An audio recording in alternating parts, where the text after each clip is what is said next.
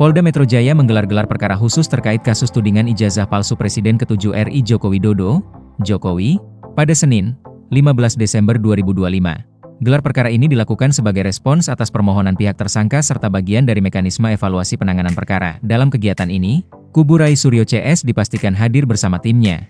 Begitu pula tim kuasa hukum Jokowi. Namun, Jokowi selaku pelapor tidak hadir langsung dan hanya diwakili kuasa hukum. Gelar perkara khusus ini juga melibatkan unsur internal dan eksternal kepolisian. Presiden Perkumpulan Praktisi Hukum dan Ahli Hukum Indonesia, Petisi Ahli, Pitra Romadoni, menjelaskan bahwa hasil gelar perkara khusus hanya memiliki dua kemungkinan, yakni perkara dilanjutkan atau dihentikan. Menurut Pitra, apabila perkara dinilai layak dilanjutkan, penyidik akan menerima petunjuk lanjutan penanganan kasus. Sebaliknya, jika dinilai tidak memenuhi unsur pidana, maka perkara dapat dihentikan. Ia juga menegaskan bahwa gelar perkara tidak serta-merta berujung pada penahanan tersangka. Pitra mengingatkan bahwa peran tim kuasa hukum Jokowi sangat krusial dalam meyakinkan peserta gelar bahwa perkara ini merupakan kasus pidana murni. Jika argumentasi hukum tidak kuat, ada kemungkinan kasus tersebut bukan tindak pidana sehingga berpotensi dihentikan.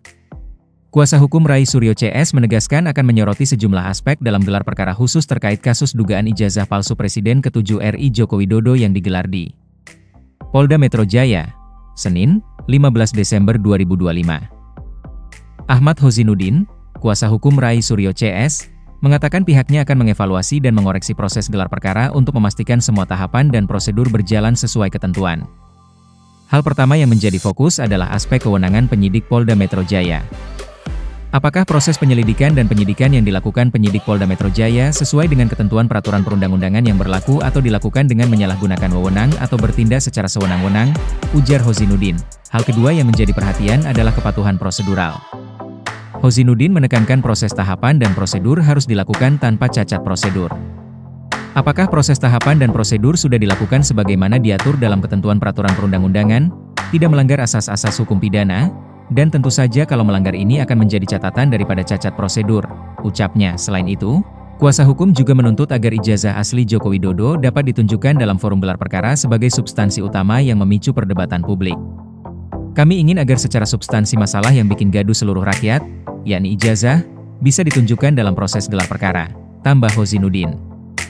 Polda Metro Jaya menjadwalkan gelar perkara khusus pada pukul 10 WIB atas permintaan kubu tersangka Rai Suryo dan kawan-kawan.